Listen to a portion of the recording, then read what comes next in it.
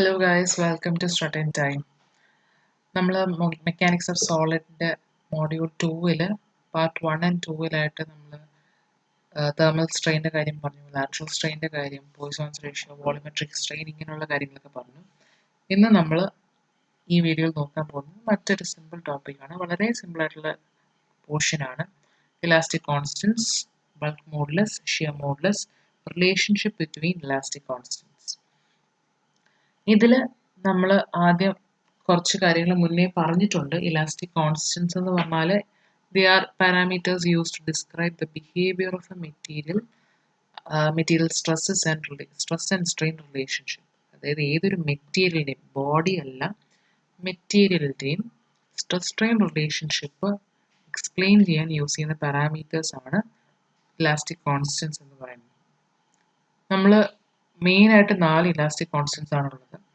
Young's modulus, bulk modulus, shear modulus or modulus of rigidity, Poisson's ratio. Young's മോഡുലസും Poisson's റേഷ്യോയും already നമ്മൾ പറഞ്ഞു കഴിഞ്ഞു. ഇനി നമുക്ക് പഠിക്കാനുള്ളത് ബൾക്ക് മോഡുലസും ഷിയർ മോഡുലസ് അല്ലെങ്കിൽ മോഡുലസ് ഓഫ് റിജിഡിറ്റി ആണ്. ബൾക്ക് മോഡുലസ് കെ എന്ന് ഡിനോട്ട് ചെയ്യും, ഷിയർ മോഡുലസിനെ സി എന്നോ ജി എന്നോ എൻ എന്നോ പറയാം. ഓക്കെ, ആദ്യം നമുക്ക് ബൾക്ക് മോഡുലസ് എന്താണെന്ന് നോക്കാം. ബൾക്ക് മോഡുലസ് എന്ന് പറയുന്നത് when a body is subjected to 3 mutually perpendicular stress of equal intensity, it is a ratio of direct stress to volumetric strain. അതായത് നമ്മൾ യങ്സ് മോഡുലസ് ഒക്കെ നമ്മൾ ആക്സിയൽ കേസിൻ്റെ കാര്യമാണ് പറഞ്ഞത്. ബൾക്ക് മോഡുലസ് വരുമ്പോഴത്തേക്കും ഒരു ബോഡിയിൽ 3 മ്യൂച്വലി പെർപെൻഡിക്കുലർ ഡയറക്ഷൻസിൽ ഈക്വൽ ഇൻറ്റൻസിറ്റി ഉള്ള ഒരു 3 സ്ട്രെസ് ആക്ട് ചെയ്യുകയാണെന്ന് വെച്ചു. അതായത് സിഗ്മ ആണെന്നുണ്ടെങ്കിൽ എക്സിലും വൈയിലും ഇസഡിലും ഈ കാണിച്ചിരിക്കുന്ന പോലെ സിഗ്മ ആക്ട് ചെയ്യുവാണ് ഓൾ ടെൻസൈൽ എങ്കിൽ ഈ സിഗ്മ ആണ് നമ്മുടെ ഡയറക്റ്റ് സ്ട്രെസ്, ഡയറക്റ്റായിട്ട് ആ ഏരിയയിൽ ആക്ട് ചെയ്യാണ്. സോ ഈ ഡയറക്റ്റ് സ്ട്രെസ്സും ഈ ബോഡിയുടെ വോളിമെട്രിക് സ്ട്രെയിനും, വോളിമെട്രിക് സ്ട്രെയിൻ കണ്ടിട്ടില്ലാത്തവർ, മനസ്സിലാക്കാത്തവർ കഴിഞ്ഞ വീഡിയോ പാർട്ട് 2 നോക്കുക, അതിനകത്ത് എക്സ്പ്ലെയിൻ ചെയ്യുന്നുണ്ട്. വോളിമെട്രിക് സ്ട്രെയിൻ്റെയും റേഷ്യോനെയാണ് നമ്മൾ ബൾക്ക് മോഡുലസ് കെ എന്ന് പറയുന്നത്. Therefore, K is equal to sigma by delta V by V. Okay, ഇനി ഉള്ളത് ഷിയർ മോഡുലസ്. ഷിയർ മോഡുലസ് എന്ന് പറയുമ്പോഴത്തേക്കും ഇതിൽ ആക്ട് ചെയ്യുന്ന ഫോഴ്സിൻ്റെ ബിഹേവിയറിൽ ഒരു ചേഞ്ച് ഉണ്ട്. ഷിയർ സ്ട്രെസ് ആണ് ഇവിടെ ആക്ട് ചെയ്യുന്നത്, ഡയറക്റ്റ് സ്ട്രെസ് അല്ല. ഒരു ബോഡിയിൽ പെർപെൻഡിക്കുലറി ആക്ട് ചെയ്യുന്നതിനെയാണ് നമ്മൾ ഡയറക്റ്റ് സ്ട്രെസ്, ഡയറക്റ്റായിട്ട് ആക്ട് ചെയ്യുന്നത് ഡയറക്റ്റ് സ്ട്രെസ് എന്ന് പറയുന്നത്. ഷിയർ സ്ട്രെസ് എന്ന് പറയുമ്പോൾ ഇനി അടുത്ത പാർട്ടിൽ കുറച്ച് കൂടുതലായിട്ട് എക്സ്പ്ലെയിൻ ചെയ്യുന്നുണ്ട് ഷിയർ സ്ട്രെസ് എന്താണ്, അതിൻ്റെ ബാക്കി ടൈപ്സും കാര്യങ്ങളൊക്കെ പറയുന്നുണ്ട്. ഷിയർ സ്ട്രെസ് എന്ന് പറയുമ്പോഴത്തേക്കും ഒരു സർഫസിന് പാരലായിട്ട് ആക്ട് ചെയ്യുന്ന ഒരു ടൈപ്പ് ഓഫ് സ്ട്രെസ് അല്ലെങ്കിൽ ഫോഴ്സിനെയാണ് ഷിയർ ഫോഴ്സ്, അത് ഇൻഡ്യൂസ് ചെയ്യുന്ന സ്ട്രെസ്സിനെയാണ് ഷിയർ സ്ട്രെസ് എന്നൊക്കെ പറയുന്നത്. ഓക്കെ, ഇത് കാരണം ഉണ്ടാകുന്ന സ്ട്രെയിനിന് ഷിയർ സ്ട്രെയിൻ എന്നും പറയും. അപ്പോൾ ഷിയർ സ്ട്രെസ്സും ഷിയർ സ്ട്രെയിനും തമ്മിലുള്ള റേഷ്യോനെയാണ് നമ്മൾ എന്ത് പറയുന്നത്, മോഡുലസ് ഓഫ് റിജിഡിറ്റി എന്ന് പറയുന്നത്. ഷിയർ സ്ട്രെസ്സിനെ നമ്മൾ ടോ എന്ന് ഡിനോട്ട് ചെയ്യും, ഷിയർ സ്ട്രെയിനെ നമ്മൾ ഫൈ എന്ന് ഡിനോട്ട് ചെയ്യും. ഈ ടോയും ഫൈയും ഈ എങ്ങനെയാണ് ഷിയറിങ് സംഭവിക്കുന്നത് എന്നൊക്കെയുള്ള ഡീറ്റെയിൽ വീഡിയോ പാർട്ട് 4 ഉണ്ടാകും, നിങ്ങളത് കാണണം.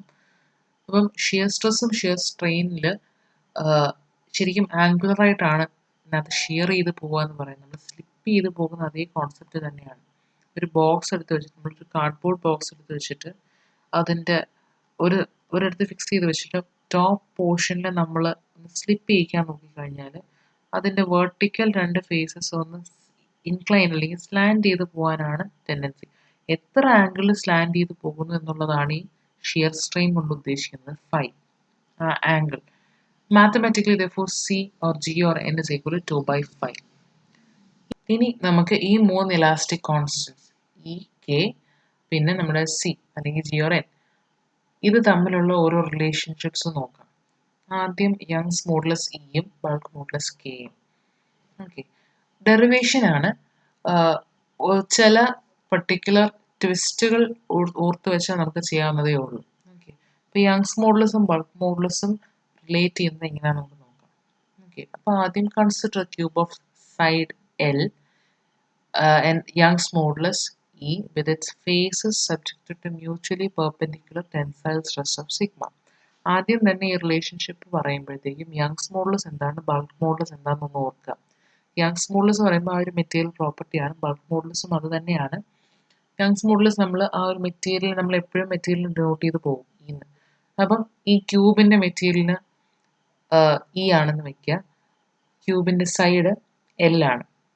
ഇനി ബൾക്ക് മോഡുലസ് നമ്മൾ എക്സ്പ്ലെയിൻ ചെയ്തത് ഒരു ക്യൂബ് വെച്ചിട്ടാണ്. അതിനകത്ത് സ്ട്രെസ് മ്യൂച്വലി പെർപെൻഡിക്കുലർ ആയിട്ട് 3 സൈഡിൽ നിന്ന് ഡയറക്റ്റ് സ്ട്രെസ് ആക്ട് ചെയ്യുന്നു. അപ്പം ആ ഡയഗ്രം ഓർക്കുക. അപ്പോൾ അതാണ് ഇവിടെ പറയുന്നത്, faces subjected to mutually perpendicular tensile stress of sigma. അപ്പോൾ അത് സെയിം ഡയഗ്രം. ഇനി equal and opposite tensile stress on 2 opposite faces of cube are induced. എങ്ങനെ ഇൻഡ്യൂസ് ആകുന്നു? ഒന്ന് tensile strain on these 2 faces വരും. അതായത് ഒരു പെയർ ഓഫ് ഫേസിൽ, ഇപ്പം നമുക്ക് എക്സ് ഡയറക്ഷനിലുള്ളതാണെന്നുണ്ടെങ്കിൽ എക്സ് ഡയറക്ഷനിൽ ഉള്ള 2 ഓപ്പോസിറ്റ് ഫേസസിൽ ടെൻസൈൽ സ്ട്രെയിൻ വരും, എപ്സിലൺ ഈക്വൽ സിഗ്മ ബൈ ഇയും. ബാക്കിയുള്ള 2 പെയർ ഓഫ് ഫേസസിൽ, ടോപ്പ് ബോട്ടം ഫ്രണ്ട് ബാക്ക് ക്യൂബിൻ്റെ ഈ ഫേസസിൽ ലാറ്ററൽ സ്ട്രെയിൻസ് വരും, മ്യൂ എപ്സിലൺ. മ്യൂ എപ്സിലനൊക്കെ വന്ന് എങ്ങനെയാണെന്ന് കഴിഞ്ഞ പാർട്ടിൽ പറയുന്നുണ്ട്. Lateral strain mu epsilon, mu epsilon എന്ന് പറയുന്നത് സിഗ്മ ബൈ, അപ്പം മ്യൂ സിഗ്മ ബൈ. അപ്പം ഇങ്ങനെയാണ് ഓരോ ഫേസിലും വരുന്ന സ്ട്രെയിനിങ്. ഓക്കെ, ഇനി നെറ്റ് ടെൻസൈൽ സ്ട്രെയിൻ നമുക്ക് എത്ര വരും? Delta L by L. Net strain എത്രയാണ് നമ്മൾ നേരത്തെ നോക്കിയിട്ടുണ്ടായിരുന്നു, സിഗ്മ ബൈ. ഇത് എവിടെ നിന്ന് വന്നതാണ്? Epsilon dash X. നമ്മൾ കഴിഞ്ഞ വീഡിയോയിൽ ഒരു മ്യൂച്വലി പെർപെൻഡിക്കുലർ ആയിട്ടുള്ള 3 ഫോഴ്സ് ആക്ട് ചെയ്യുന്ന ഒരു ബോഡിയിൽ ഒരു പർട്ടിക്കുലർ ഡയറക്ഷനിൽ ആക്ട് ചെയ്യുന്ന നെറ്റ് സ്ട്രെയിൻ അല്ലെങ്കിൽ റിസൾട്ടൻ്റ് സ്ട്രെയിൻ എത്രയാണ്? എപ്സിലൺ ഡാഷ് എക്സ് എന്ന് പറഞ്ഞ് നമ്മൾ പറഞ്ഞിട്ടുണ്ടായിരുന്നു. അതിൻ്റെ ഇക്വേഷനാണ് sigma by E into 1 minus 2 mu. അവിടെ നമ്മൾ എഴുതിയിരുന്നത് sigma X by E minus mu into sigma Y by E plus sigma Z by എന്നാണ്. ഇപ്പോൾ എല്ലാ sigma X equal to sigma Y equal to sigma X ആയതുകൊണ്ടാണ് ഇവിടെ sigma by into 1 minus 2 mu എന്ന് എഴുതാൻ പറ്റിയത്. ഓക്കെ, അപ്പോൾ ഇതാണ് നമ്മുടെ നെറ്റ് അല്ലെങ്കിൽ റിസൾട്ടൻറ്റ് സ്ട്രെയിൻ ഇൻ നമ്മൾ കൺസിഡർ ചെയ്യുന്ന ഈ particular direction. Original volume of cube എന്ന് പറഞ്ഞാൽ V is equal to L cube ആണ്. അപ്പോൾ എൽ ക്യൂബ് നമുക്ക് വി ഉണ്ടെന്നുണ്ടെങ്കിൽ നമുക്ക് change in volume delta V ഇങ്ങനെ എടുക്കാം. സ്ഫിയറിൽ ചെയ്ത അതേ മെത്തേഡാണ്. Delta V is equal to നമ്മൾ ഈ ഇക്വേഷൻ്റെ ഡെറിവേറ്റീവ് എടുക്കും. അപ്പോൾ delta V by delta L equal to 3L square വരും. അപ്പോൾ delta V is equal to 3L square delta L.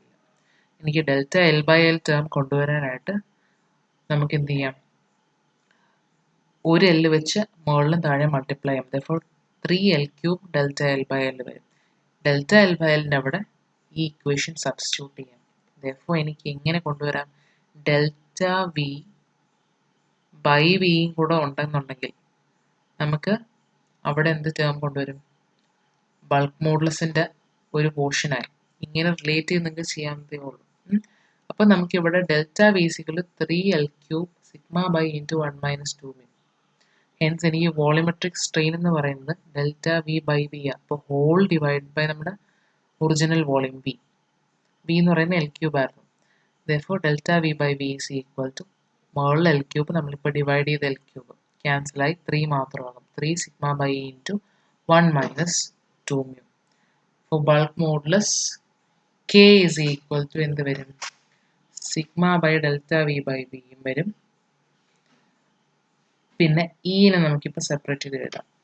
അപ്പം is equal to sigma by 3 sigma by E into 1 minus 2 mu. അപ്പോൾ E is equal to 3K into 1 minus 2 mu. ഇതാണ് relation between E and K. ഇതുപോലെ നമുക്ക് അടുത്ത 2 കോമ്പിനേഷനാണ് ഇയും സിയും. ഇവിടെ shear ചെയ്ത് പോകാന്ന് പറഞ്ഞാൽ ഈ കാണിച്ചിരിക്കുന്ന പോലെയാണ്. നമ്മൾ ABCD എന്ന് പറഞ്ഞ ഈ ബോക്സ് നമ്മൾ മേളിൽ നിന്ന് ഈ ടോ ആക്ട് ചെയ്തിരിക്കുന്നുണ്ട്. ഇങ്ങനെയാണ്, അലോങ് ദ സർഫസ് ആണ്. അപ്പോൾ ടോ ഇങ്ങനെ ആക്ട് ചെയ്യുമ്പോൾ DC എന്നിരുന്നത് D1 C1 എന്ന് പറഞ്ഞ പൊസിഷനിലാണ്. അപ്പം എ ഡി എന്ന് പറയുന്നത് ഇങ്ങനെ ഇൻക്ലൈൻഡ് ആവും അറ്റ് ആൻ ആംഗിൾ ഫൈ. ഈ ഫൈ ആണ് ഷിയർ സ്ട്രെയിൻ. ഓക്കെ, അപ്പം ഇതാണ് നമ്മുടെ ഡിഫോംഡ് ഫിഗർ. അപ്പം ഇവിടെ നമ്മൾ മനസ്സിലാക്കേണ്ടത് ഡിഫോർമേഷൻ നമ്മൾ സംഭവിച്ചിരിക്കുന്നത് ഈ ഷിയറിന് കറസ്പോണ്ടിങ് ആയിട്ട് നമുക്ക് ലീനിയർ ഡിഫോർമേഷൻ പറയാൻ പറ്റുന്നത് ഈ ഡയഗണൽസ് ബി ഡിയും എ സിയും ആണ്. ബി ഡി എന്ന് പറയുമ്പോഴത്തേക്കും ഇങ്ങനെ ഡിഫോം ചെയ്യുമ്പോൾ നാച്ചുറലി വലിയാനാണ് അതിൻ്റെ ടെൻഡൻസി. അപ്പോൾ ബി ഡിയിൽ ടെൻസൈൽ ഫോഴ്സ്, ടെൻസൈൽ സ്ട്രെയിനും, എന്നാൽ എ സി ഡയഗണലിൽ കംപ്രസീവ് സ്ട്രെയിനും ആയിരിക്കും ആക്ട് ചെയ്യുന്നത്. ഓക്കെ, എ സി എന്നുള്ളത് എ സി വൺ ആയിട്ടും ബി ഡി എന്നുള്ളത് ബി ഡി വണ്ണും ആയിട്ട് മാറി. ഓക്കെ, അപ്പം ബി ഡി വണ്ണിൽ ഡെൽറ്റ എൽ ആ ഒരു ടേം, ആ ഒരു ചേഞ്ച് ലെങ്ത് വരുന്നത് D one D to length ആണ്. ഓക്കെ, ഇങ്ങനെയാണ് നമ്മൾ റിലേറ്റ് ചെയ്യാൻ പോകുന്നത്. അപ്പം consider cube of length L. നമ്മൾ നേരത്തെ പോലെ തന്നെ അതിൽ ഷിയർ സ്ട്രെസ് ഓഫ് 2 ആക്ട് ചെയ്യുന്നുണ്ട്. ഇനി സ്ട്രെസ് ആക്ട് ചെയ്യുമ്പോൾ ഉള്ള കാര്യങ്ങളാണ് പറയുന്നത്. Diagonal B D elongates to B D one, diagonal A C shortens to A C one. Okay, ഇനി ഇതിനകത്ത് എങ്ങനെ നമുക്ക് സ്ട്രെയിൻ കൊണ്ടുവരാൻ നോക്കാം. ബി ഡി നമ്മൾ ഇലോങ്ങേറ്റ് ചെയ്യാണെന്ന് പറഞ്ഞല്ലോ.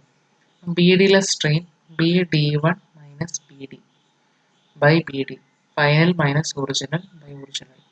അപ്പൊ ചേഞ്ച് നമ്മൾ നേരത്തെ പറഞ്ഞു ഡി വൺ ഡി ടു ആണ്, D one D two by B D. ഇനി അവിടുത്തെ ഡയഗ്രം നമ്മൾ ആ ട്രയാങ്കിൾസ് നോക്കിയാൽ 90 ഡിഗ്രിയും ബാക്കി 45 വരെ. അപ്പം ഡി ഡി വൺ കോസ് 45 ആണ് D one D to.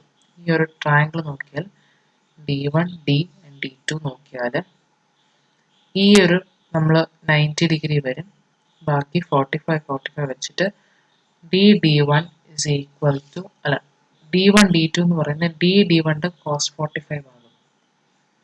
Okay, അതുപോലെ ബി ഡി എന്ന് പറയുന്നത് ബി ഡി എന്ന് പറയുന്നത് എ ഡിന്റെ √2 എന്നിട്ടിരിക്കുന്നത്.